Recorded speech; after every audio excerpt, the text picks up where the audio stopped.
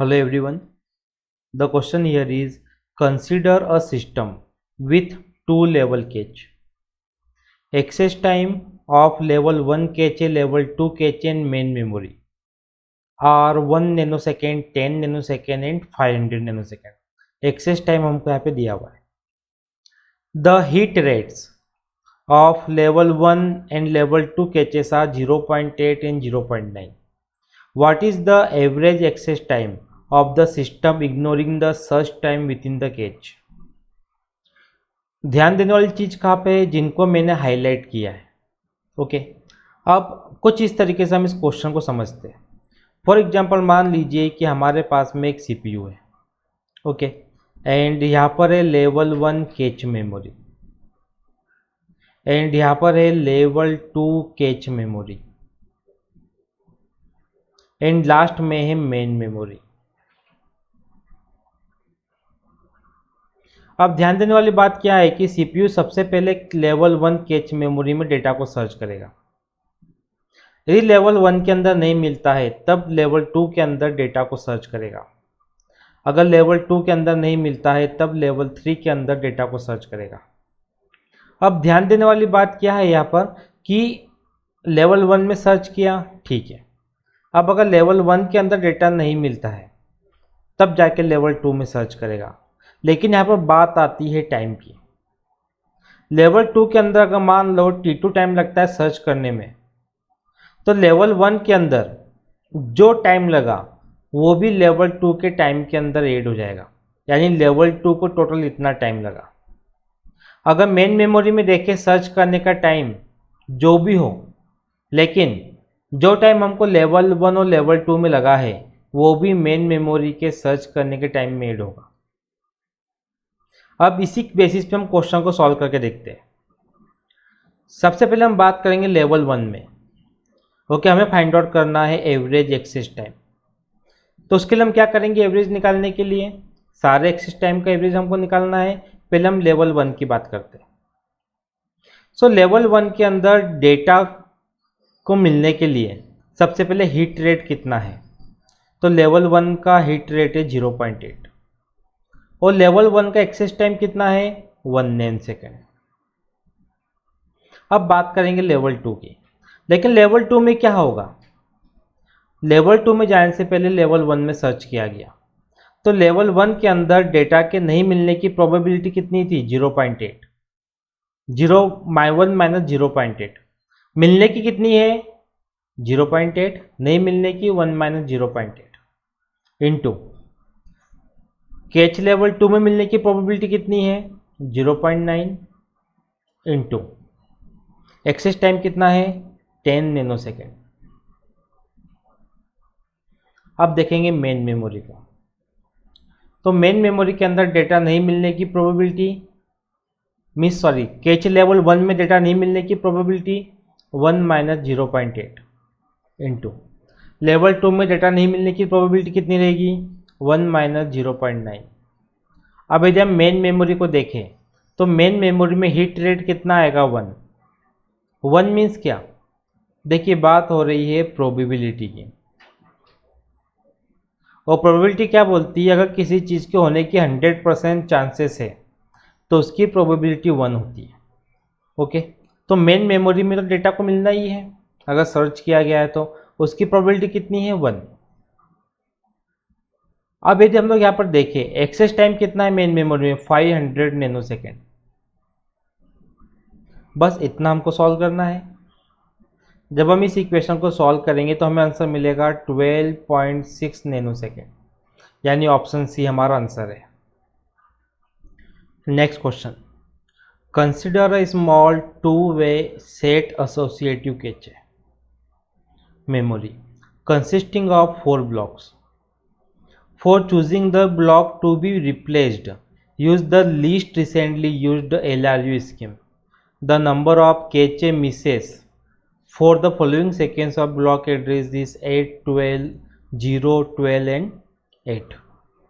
अब यहाँ पे ध्यान देने वाली बात क्या है, सबसे पहले यहाँ पर यूज़ करना है सेट एसोसिएटिव कैche मेमोरी का, two way set associative कैche memory. Blocks कितने यहाँ पर 4, ओके, और हमें यूज़ करना है LRU, लीस्ट रिसेंटली यूज्ड। और कैचे मिसेस हमें किसके लिए फाइंड आउट करना है? 8, 12, 0, 12 एंड 8 के लिए। सीक्वेंस को हमको यहाँ पे ध्यान देना है, ठीक है। सबसे पहले हम यहाँ पे एक ब्लॉक ले लेते हैं जिसकी साइज कितनी रहेगी? 4। सबसे पहले कैच मिस हमारे पास क्या है? 8 को हमने यहाँ पे पुट कर दिया। अब यदि हम 8 के बाद देखें तो सेकंड हमारे पास कौन सा है? 12 को हमने यहाँ पुट कर दिया। साइज कितनी है? 4 ब्लॉक्स की है। देन 0, अभी भी जगह खाली है, 0 को हमने यहाँ पुट कर दिया। देन बारी आएगी 12 की। लेकिन अगर हम 12 को देखें, 12 तो पहले से एग्जिस्ट करता है, ओके, तो यहाँ पर कोई इश्यू नहीं है, 12 तो पहले से मेमोरी के अंदर है। नेक्स्ट बारी आती है 8 की, लेकिन 8 भी मेमोरी में पहले से ही है। सो टोटल मिस हमारे पास कितनी है? टोटल मिस है 1, 2 एंड 3। सो करेक्ट आंसर क्या है? B. Next question is a cache line is 64 bytes. The main memory has latency 32 nanosecond and the bandwidth 1 GB per second. The time required to fetch the entire cache line from the main memory is. यदि हम लोग यहाँ पर देखें तो एक word use किया गया, लेटेंसी है 32 nanosecond. The main memory has latency 32 nanosecond. Okay, that means 32 nanosecond तो यहाँ पर फिक्स है। जो भी हमारा आंसर आएगा उसमें हमको 32 नैनोसेकेंड ऐड करना ही पड़ेगा, क्योंकि ये डिले को बता रहा है। इतना डिले मेन मेमोरी के अंदर हो रहा है, यानी ये तो फिक्स हो गया। साथ में बैंडविड्थ कितनी दी गई है? 1 GB पर सेकेंड। ध्यान देने वाली बात है, यानी 1 सेकेंड के अंदर, ओके, 1 GB डेटा को लोड कर रहे हैं, एक्सेस करने की कैपेसिटी है। अब एंटायर कैच लाइन को फेस करना है। अगर हम लोग देखें तो कैच लाइन हमें कितनी दी गई है? हमें कैच लाइन की साइज यहाँ पर दी गई है 64 बाइट्स।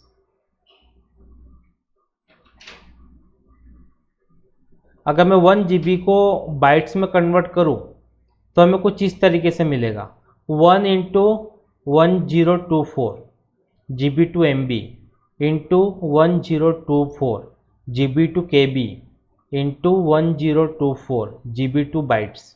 इसे हम लोग क्या लिख सकते हैं? 10 to the power 30 बाइट्स। अब हम सिंपल कुछ इस तरीके समझते हैं, अगर 1 सेकेंड के अंदर 10 to the power 30 bytes data को एक्सेस कर पा रहे हैं तो 64 बाइट्स के लिए कितना टाइम लगेगा? ओके, इसको मैंने यहाँ पे क्वेश्चन मार्क ले लिया। तो सिंपल हम मैथमेटिक्स का रूल लगाते हैं, क्वेश्चन मार्क इक्वल टू क्या हो जाएगा? 1 × 64 divided by 10 to the power 30। और यहाँ पे बाइट से बाइट्स कैंसिल हो जाएगा। अब अगर मैं देखूँ 1/10 की पावर 30, ये डेटा तो बहुत ही छोटा हो जाएगा, ओके। इसे हम लोग अगर इग्नोर कर दें तो हमें यहाँ पर क्या मिलेगा? 64 नैनोसेकेंड। क्योंकि अगर हम लोग देखें 1 क्या था? सेकेंड के अंदर था, तो ये सेकेंड के अंदर आ रहा है, हम इसको नैनोसेकेंड में कन्वर्ट कर लेते हैं। सो हम लोग क्या करेंगे कि हमारे पास क्या था? 1 × 64, तो 1 सेकेंड को अगर मैं नैनोसेकेंड में कन्वर्ट करूं तो 1 सेकेंड इक्वल टू 10 की पावर 9 नैनोसेकेंड होता है। तो हम यहाँ पे पुट कर देते हैं 10 to the power 9 nanosecond divided by 10 की पावर 30 इंटू 64। अभी भी अगर हम देखें तो ये बहुत ही छोटी यूनिट है, तो इसको हम नेग्लेक्ट कर सकते हैं। तो हमारे पास ओनली क्या बचेगा? 64 नैनोसेकेंड। अब 32 लेटेंसी है, 64 के अंदर 32 नैनोसेकेंड को ऐड कर दो, हमें मिलेगा 96 नैनोसेकेंड, यानी ऑप्शन सी हमारा आंसर है। Now the next question, a CPU has a cache with block size 64 bytes. The main memory has k banks, each bank being C bytes wide. Consecutive C byte chunks are mapped on consecutive banks with warp around. All the K banks can be accessed in parallel. हमें ध्यान देना है, okay जितनी भी banks है, जितनी भी memory है, उनको पैरेलल में एक्सेस करने का यहाँ पे कहा गया है. But two accesses to the same bank must be serialised. Cache block, okay यहाँ पे क्या नोट डाउन करना है, two access must be serialised. A cache block access may involve multiple iterations of parallel bank accesses, depending on the amount of data obtained by accessing all the K banks in parallel. Each iteration requires decoding the bank numbers to be accessed in parallel, and this takes K by 2 nanosecond. Okay ये भी एक information है जो हमको note down करने की ज़रूरत है. वो क्या है, K by 2 nanosecond. The latency of one bank access is 80 nanosecond. If C equal to 2 and K equal to 24, then latency of retrieving a cache block starting at address 0 from main memory is. Okay. So सबसे पहले हम क्या करते हैं, question में हमें दिया गया है the main memory has K banks. तो इसका मीनिंग क्या है, मेन मेमोरी हैज K की वैल्यू यदि हम लोग देखें हमें दी गई है K इक्वल टू 24, यानी मेन मेमोरी के पास में 24 बैंक्स है. और क्या दिया गया है कि हर बैंक C बाइट्स वाइड है और C की वैल्यू हमारे पास कितनी है 2, यानी C इक्वल टू कितना है 2 बाइट्स.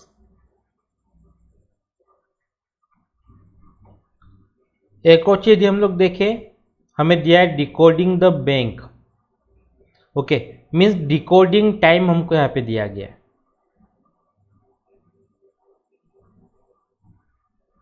हमें दिया गया है K बाई 2 और K की वैल्यू है 24 बाई 2 मीन्स यानी 12.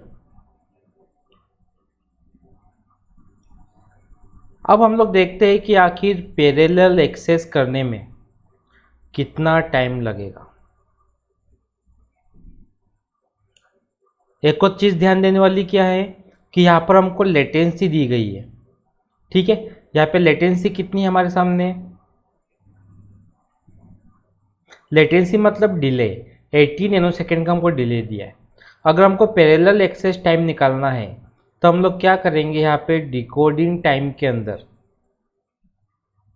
लेटेंसी को ऐड कर देंगे, यानी डिले को ऐड कर देंगे. तो डिकोडिंग टाइम कितना है हमारे पास 12 और लेटेंसी कितनी है 80 नैनोसेकंड. हमें कितना मिलेगा यहाँ पे 92 नैनोसेकंड. लेकिन ये किसके लिए है, पैरेलल एक्सेस के लिए. अब यहाँ पर एक चीज दी गई है, but two access of the same bank must be serialised. Means अगर मान लीजिए कि ये हमारा वन बैंक के लिए है, this is for one bank. अब हमको टू एक्सेस निकालने हैं, this is for one bank यानी वन एक्सेस. अब सीरियल में टू एक्सेस का निकालना है तो इसी चीज को हम वन मोर टाइम रिपीट कर देंगे. फर्स्ट टाइम में 92 आंसर आया था, सेकेंड टाइम क्या आएगा, फर्स्ट वाले का 92 प्लस 92. मीन्स हमने यहाँ पर कुछ नहीं किया. हमने क्या किया है कि जब हमने फर्स्ट टाइम कैलकुलेट किया था एक्सेस टाइम कितना था 92, अब इनको हम इससे हमें 2 टाइम्स करना है तो सेकेंड टाइम भी कितना आने वाला है 92. तो दोनों का सम कर देंगे हम तो हमको 2 एक्सेस के मिल जाएंगे. 92 प्लस 92 मीन्स 184. यदि हम लोग देखें तो 184 हमारा आंसर मैच करता है ऑप्शन डी से, 184 nanosecond. Next question, consider a direct mapped cache of size 32 KB with block size 32 bytes. The CPU generates 32-bit addresses. The number of bits needed for cache indexing and the number of take bits are respectively. So जब हम इस question को देखें, यह question है direct mapped cache से. अब direct mapped cache क्या होता है, so this is a technique. For example हमारे पास में सीपीयू है, ओके, एंड यहाँ पर है कैच मेमोरी एंड यहाँ पर है मेन मेमोरी।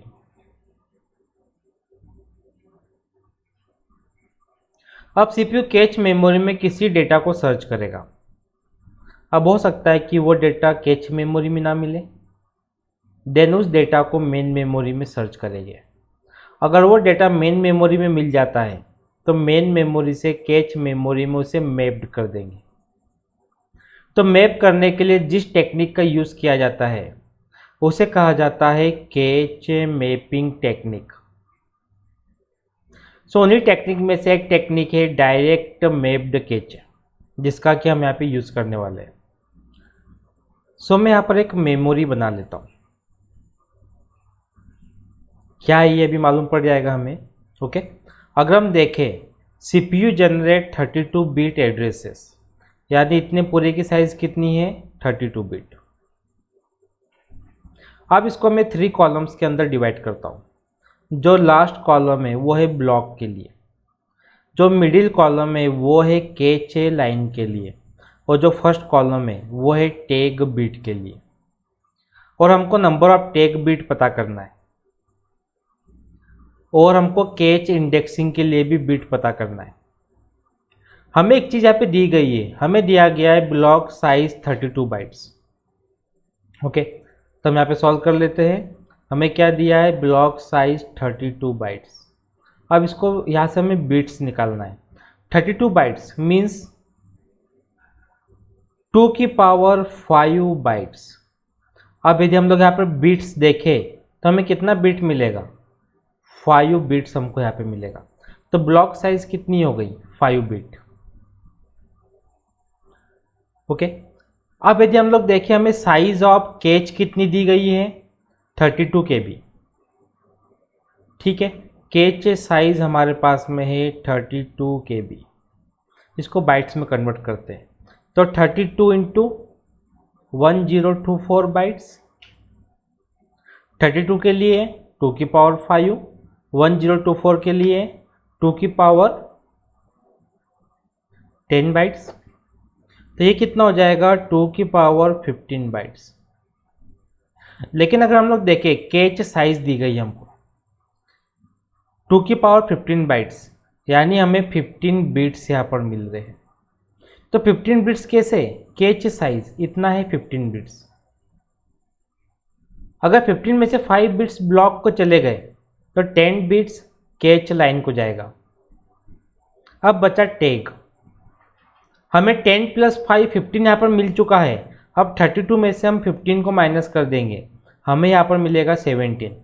तो टैग के अंदर कितना बिट्स आ गया, 17 बिट्स। हमसे पूछा गया था कैच इंडेक्स में कितना बिट लगेगा, तो 10, और टैग बिट के अंदर 17, तो 10 17 हमारा आंसर है, मीन्स ऑप्शन ए हमारा आंसर है। Next question is consider a computer with 4 ways set associative mapped cache. ये भी क्या है, एक कैच मैपिंग टेक्निक है।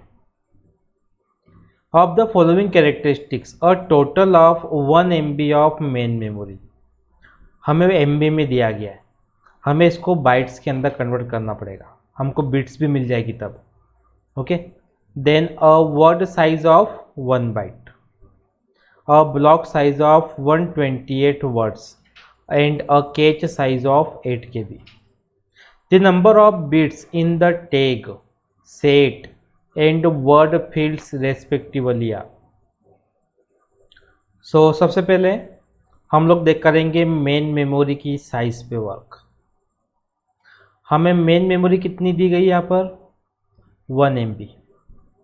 अब MB को हमको बाइट्स में कन्वर्ट करना है। 1 MB means 1 × 1024 KB into 1024 bytes. ये बाइट्स में कन्वर्ट हो गई, तो ये कितना हो जाएगा, 2 की पावर 20 बाइट्स। अब हमें कैच साइज देखना है यहाँ पर। सो कैच साइज हमें दी गई है 8 KB। इसे भी बाइट्स में कन्वर्ट कर लेते हैं, 8 × 1024 बाइट्स। यानी 2 की पावर 13 बाइट्स। हमें ब्लॉक साइज दी गई है 128 वर्ड्स। ओके, तो इसे भी हम लोग कन्वर्ट करते हैं 2 की पावर में। हमें कितना मिल जाएगा, 2 की पावर 7 वर्ड्स। एक मेमोरी के लिए हम एक टेबल यहाँ बना लेते हैं। इस टेबल में हमने पुट किए 3 कॉलम। ओके, तो जो लास्ट कॉलम है वो है ब्लॉक के लिए,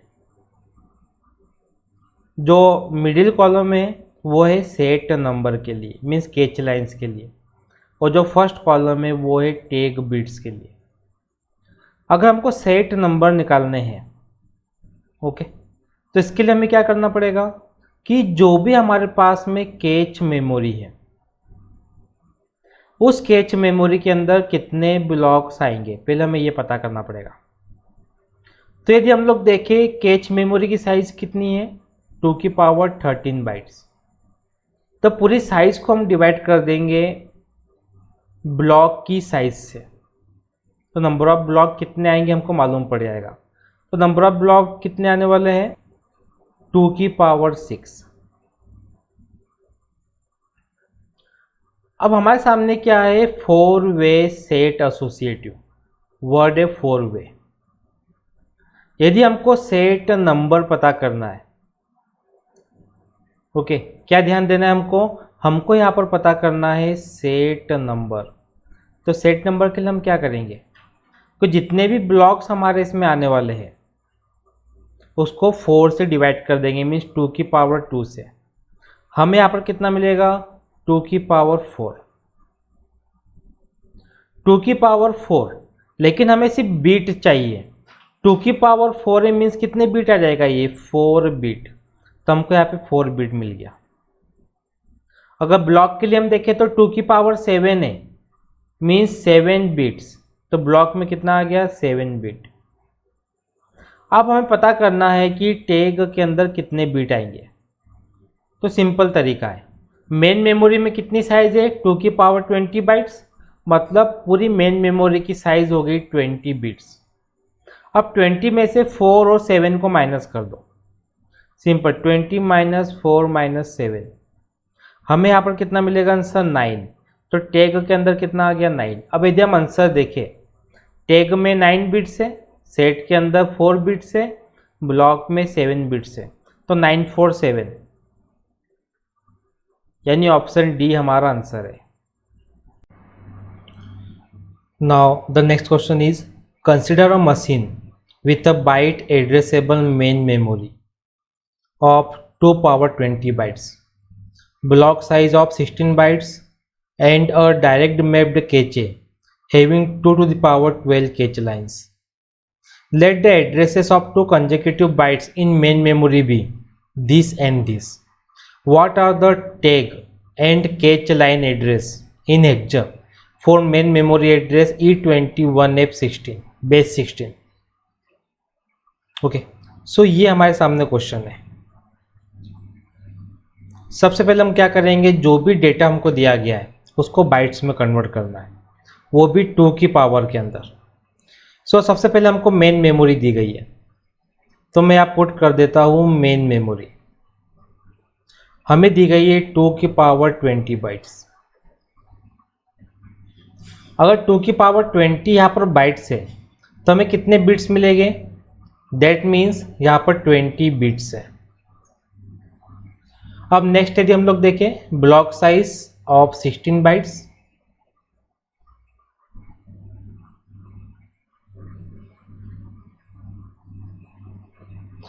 bytes means 2 to the power 4 bytes.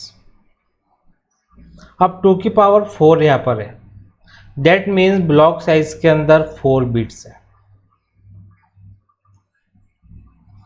Catch having 2 to the power 12 catch lines,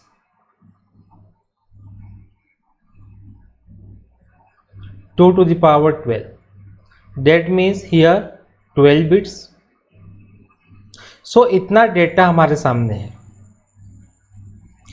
ठीक, अब हम क्या करते हैं कि यहाँ पर मेमोरी के लिए बना लेते हैं दिस इज मेमोरी। ओके, ये हमारे सामने मेन मेमोरी है। अब इस मेन मेमोरी में 3 कॉलम्स है। फर्स्ट कॉलम टैग बिट्स के लिए, second column cache line bits के लिए and third column is for block bits के लिए। अब यदि हम क्वेश्चन के अंदर देखें तो मेन मेमोरी में 20 बिट्स हमारे सामने है। ओके, तो हमने यहाँ पे 20 बिट्स रख दी for main memory. Next, block size में 4 बिट्स हमारे पास है, तो ब्लॉक में हमने 4 बिट्स रख दी। कैच लाइन के अंदर 12 बिट्स हमारे सामने है, तो कैच लाइन के अंदर हमने 12 बिट रख दी। अब यदि हम टैग की बात करें, टैग में कितने बिट्स आएंगे, तो सिंपल हम क्या करेंगे, 20 बिट्स में से 12 और 4 को माइनस कर देंगे।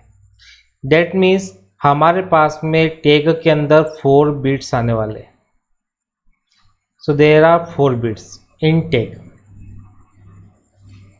यहाँ तक ठीक है। अब हमसे क्या पूछा गया है, यदि क्वेश्चन में हम देखें तो हमसे पूछा गया है what are the tag and cache line addresses in hex for main memory address of E21F16। So मैं एड्रेस को यहाँ पुट कर देता हूँ। Address is E21F16। सो सबसे पहले तो जो फर्स्ट 4 बिट है मीन्स E जो है वो है टैग के लिए। टैग की हमारे पास साइज कितनी है, 4 बिट्स, तो फर्स्ट 4 बिट किसके लिए, टैग के लिए। अब नेक्स्ट 12 बिट को यदि हम लोग देखें तो नेक्स्ट 12 बिट 201 ये यहाँ पर है कैच लाइन के लिए, और जो एप हमारे सामने है ये है ऑफसेट। अब यदि हम क्वेश्चन के अंदर देखें टैग और कैच लाइन का हमसे एड्रेस पूछा गया था, तो टैग के लिए हमारे पास में क्या है, ई। सो ऑप्शन बी में तो ई नहीं है, ना ही डी में है, ए और सी के अंदर ई है। कैच लाइन का 201 है, तो ऑप्शन ए हमारे आंसर से मैच कर रहा है। Now the next question, the principle of locality justifies the use of. First हम प्रिंसिपल ऑफ लोकेलिटी को समझ लेते हैं। दिस मीन्स जब कोई सीपीयू किसी मेमोरी को बार बार एक्सेस करे या किसी मेमोरी लोकेशन को बार बार एक्सेस करे, इसे हम लोग क्या बोलते हैं, प्रिंसिपल ऑफ लोकेलिटी। अब फॉर एग्जांपल हमारे पास सीपीयू है। सो जब हमने मेमोरी हायरार्की के बारे में स्टडी किया था तब हमने क्या देखा था कि सीपीयू के अंदर रजिस्टर्स होते हैं, देन सीपीयू से कैच मेमोरी कनेक्टेड होती है, देन मेन मेमोरी कनेक्टेड होती है। और जब भी सीपीयू को कोई डेटा सर्च करना हो वो कैच मेमोरी में सर्च करता है। अब यदि कैच मेमोरी में कोई डेटा अवेलेबल नहीं है तो मेन मेमोरी में जाएगा, और मेन मेमोरी में अगर डेटा अवेलेबल है तो मेन से कैच के अंदर उस डेटा को मैप कर देंगे, देन सीपीयू उस डेटा को एक्सेस करता है। अब यदि हम लोग यहाँ पर देखें, यानी सीपीयू बार बार किसको एक्सेस कर रहा है, कैच मेमोरी को। So principal locality justifies the use of cache memory. So option D is the correct answer. Now the next question. Which of the following requires a device driver? अब यदि हम लोग यहाँ पर देखें, फर्स्ट ऑप्शन है register, second है cache memory, third है main memory and fourth one is disk. अब हम कुछ इस तरीके से समझते हैं। फॉर एग्जाम्पल हमारे पास सीपीयू है, एंड यहाँ पर registers means CPU registers, then cache memory, then main memory. अब यदि हम लोग यहाँ पर देखें तो डिस्क जो है वो एक एक्सटर्नल हमको यहाँ पर दिखाई दे रहा है, मीन जैसे हार्ड डिस्क। अब यदि हमको हार्ड डिस्क को कंप्यूटर से कनेक्ट करना है तो इसका मीनिंग क्या है कि हमको हार्ड डिस्क के लिए पहले सपोर्टेबल ड्राइवर होना चाहिए, जिसे कहा जाता है device driver. That means option D is the correct answer. Now the next question, if the associativity of a processor cache is doubled, okay, while keeping the capacity and block size unchanged, which one of the following is guaranteed to be not affected? So यदि हम question के अंदर देखें, associativity of a processor cache is doubled, for example अगर associativity जो है processor की वो 2 थी, तो 2 से इसे क्या कर दिया गया 4, ओके। अब कुछ इस तरीके से हम समझते हैं कि हमारे सामने है मेन मेमोरी,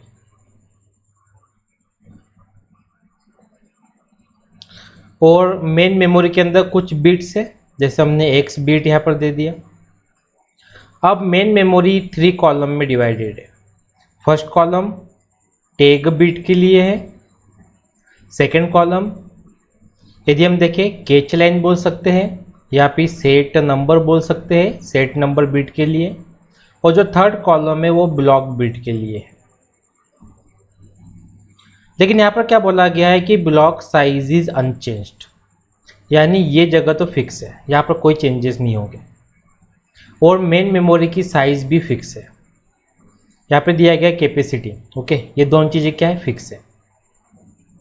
लेकिन प्रॉब्लम कहाँ पे जाएगी,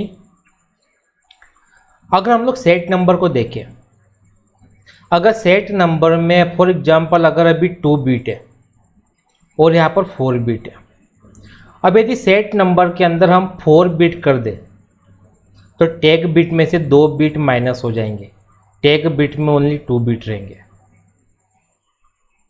मीन्स जैसे जैसे सेट नंबर बढ़ेगा वैसे वैसे टैग बिट कम होती जाएगी। इसका मतलब जो टैग कंपेरेटर है इसकी विड्थ पे इफेक्ट गिरेगा, तो ये तो अफेक्टेड है, तो ये हमारा आंसर नहीं हो सकता। Width of set index decoder means इसी सेट की बात हो रही है, अगर साइज बढ़ेगी तो इस सेट इंडेक्स के ऊपर इफेक्ट गिरेगा, तो ये भी हमारा आंसर नहीं है। Width of way selection multiplexer, देखिए जब यहाँ पर क्या हो रहा है कि अगर जो सेट है, ओके, जब फॉर एग्जांपल सेट नंबर हमारे पास में 4 है, अगर सेट नंबर 4 से 8 हो गया तो सिलेक्शन मल्टीप्लिकेशन पे भी इफेक्ट गिरेगा, तो ये भी हमारा आंसर नहीं है। लेकिन जब बात आती है width of processor to main memory of data bus, तो इसके ऊपर कोई इफेक्ट नहीं गिरेगा। डेट मीन्स ऑप्शन डी हमारा आंसर है। तो ये थे कुछ MCQs on computer organisation architecture पे। यदि आपकी तरफ से कोई भी डाउट हो, कोई भी क्वेश्चन हो, आप कमेंट बॉक्स में लिख भेजिए। नेक्स्ट एपिसोड में आपके डाउट को, क्वेश्चन को सॉल्व करने की पूरी कोशिश करेंगे। साथ ही हम नेक्स्ट एपिसोड में सेट 2 लेके आएंगे, जिसमें और भी बहुत सारे क्वेश्चंस रहेंगे related to computer organisation architecture. Thank you for watching.